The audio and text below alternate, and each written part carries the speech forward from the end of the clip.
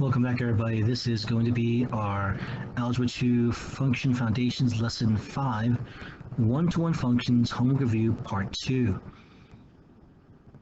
Make sure that if you like this video, to give this video a like, really appreciate it, a thumbs up. And if you have any questions or comments, leave them in the comments section below. Love to hear feedback from you guys. And if you have not subscribed to the channel, please do so.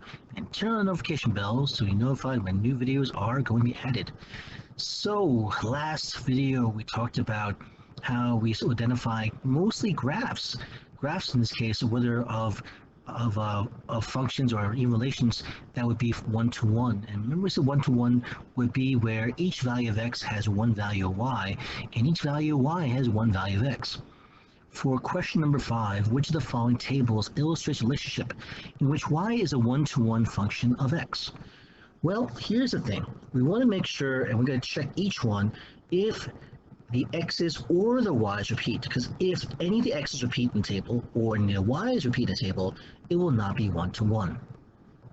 So we're looking at the first table, and we see -2, 0 for x, -2, 0, 2, 4, and 6. So this is good, okay? And then we see for the y value, -1, 3, -1, 1, and 3. Whoa, there we have repeating. This one is bad, so this one cannot be it. Okay, so for the second table, x values -2, -1, 0, 1, 2. So these are all good because none of them repeat. And then we take a look at our next table. So we see -8, -1, 0, +1, +8. It looks like they repeat, but really they don't, because here somewhere negative and positive. So this one looks like to be our answer, but let's double check the rest of them. For the third table, we see -2, -1, 0, -1, -2. X's repeat, so this is going to be bad. Okay, and although the y values -5, -4, -1, 7, and 5 do not repeat, but because of the fact that x's do repeat, not good. And so we see here for the last table, x values -2, -1, 0, 1, and 2. So this checks out for, in this case, each one having a unique x value. But for the y value, we have 11, -4, -5, -4, 11. These values repeat. And although it's a function, it is not going to be one-to-one function. So it looks like choice 2 does clear out for us. Okay? All right, so remember, one-to-one, in a table like this, we want to see that each x value, all the x values are unique and all the y values are unique. In question number 6, a recent newspaper gave temperature data for various days of the week in table format. In which of the tables below is reported temperature a one-to-one function days of the week? Well, each day of the week is Monday, Tuesday, Wednesday, Thursday. And so we're looking to see which table will have unique y values. And so we see in this case, it looks like choice 1, because here all the y values are unique. 75, 68, 65, 74. While in table 2, we see the 72 is repeating, therefore not working out. Okay? And for the third one, we see 58, 52, 81, 76. All right, well, this one might work out. Okay, all right, and then, so this might work out, though, assuming in this case I did not write this incorrectly. So let me I'll use the green, it's the green here. Okay, all right, so the green showing all these are going to be unique, but the last table we see 56, 58, 85, 85. These repeat, so these are no good. Okay, so it looks like that there are 2 answers here. Now I'm going to double check to make sure I typed incorrectly. And it looks like I made an error in inputting the information. You're saying, well, what happened, Mr. Kong? Well, in the actual problem, I assumed it was all Monday, Tuesday, Wednesday, Thursday. In this one, it was Tuesday written twice. So this is where the error comes in. The error comes in because in the correct question, I apologize for that, ladies and gentlemen. Sometimes, I'm typing this up late at night and I'm just trying to get this done. This is where we have the error. We have 2 Tuesdays. 2 Tuesday temperatures, so it cannot be number 3. it will only be, in this case, choice 1. So, all right, ladies and gentlemen, hope that's helpful. Okay, again, the one-to-one function means all the x values and all the y values are unique for your table. Number 9, a physicist drops a basketball 5 feet above the ground, and its height is measured each tenth of a second until it stops bouncing. The height of basketball age is clearly a function of time, t, since it was dropped. And so sketch a general graph of what you believe this function would look like. So the basketball is going to be bouncing. So what happens is, at the 5-foot mark, so let's call it 5, the basketball will come down, and then bounce, and bounce, and bounce, and bounce, and bounce, bounce. And so the idea is it keeps bouncing. Now, so this is what the graph will look like. They're basically coming up and down. So, all right, although the end part probably could be a little cleaner, I apologize for that as well. See you, ladies and gentlemen. Yeah, I don't have a stylus, or, well, no, my computer does have one, but that works. But the idea is that it keeps bouncing until it stops. And so that's kind of the sketch, because it'll come up and down, up, it goes up and then back down again. Is the height of the ball a one-to-one function of time? And the answer is going to be, well, horizontal line test. No. We see in this case we'll have more than one height achieved. Sorry, the same height achieved more than one different time value.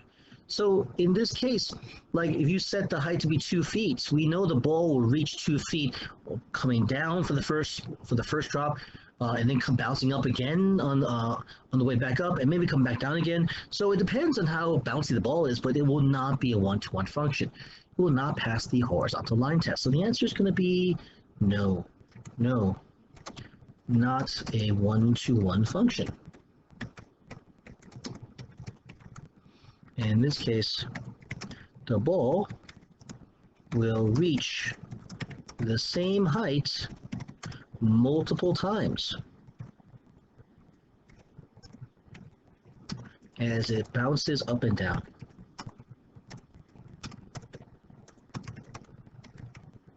Okay, so now one-to-one. I think that's it for the question here. And so we get to our last question here. Consider the function f of x equals round x, which rounds the input x to the nearest integer, okay, to the nearest integer. And so the idea is that if you have a number like 7.4, it's going to round the answer to 7. At 7.5, it will round up to 8. So the graph might look something like this, okay? All right, so we have here.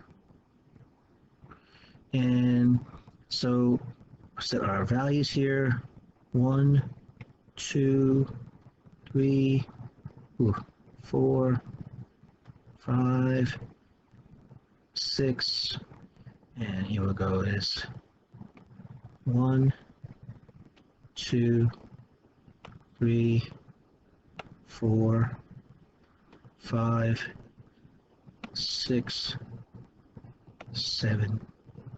Okay, and so this will general graph. It won't. I'm not going to be able to graph everything because it goes on forever. But we'll put our little things we need to, little arrows here. Okay, and this is going to be 2, 3, 4, 5, 6, 7. 1, 2, 3, 4, 5, 6, 7. Okay, so I'll do 8 as well. X and Y. So here's what I do. Okay, so. And I'll do this in red. Okay, so the idea is that halfway between 0 and 1, we're going to round up, okay? Because rounding to nearest integer. So 0.5, all the values from 0.5 to 1 will be 1, okay? All the way to 1.499, okay? And then at 1.5, we round up to 2. All the way to 2.499. And then at 2.5 to 3.449, we'll round up to 3, and so on and so forth. And so what it comes down to is that, I hope I'm doing this correctly for you guys, so you can see, maybe I can move this one over a little bit.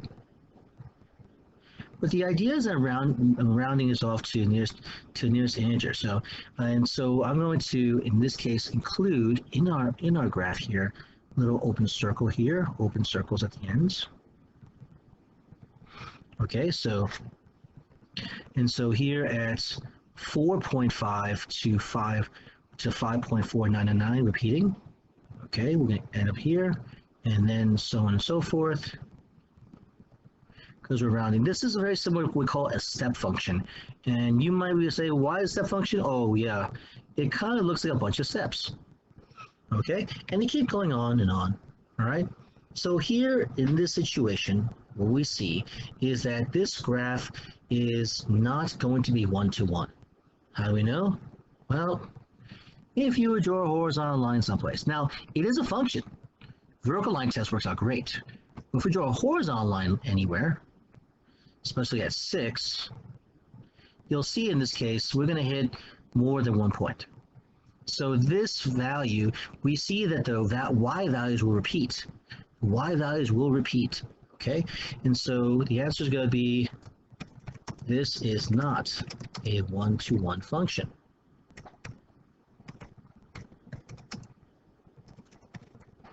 Okay, because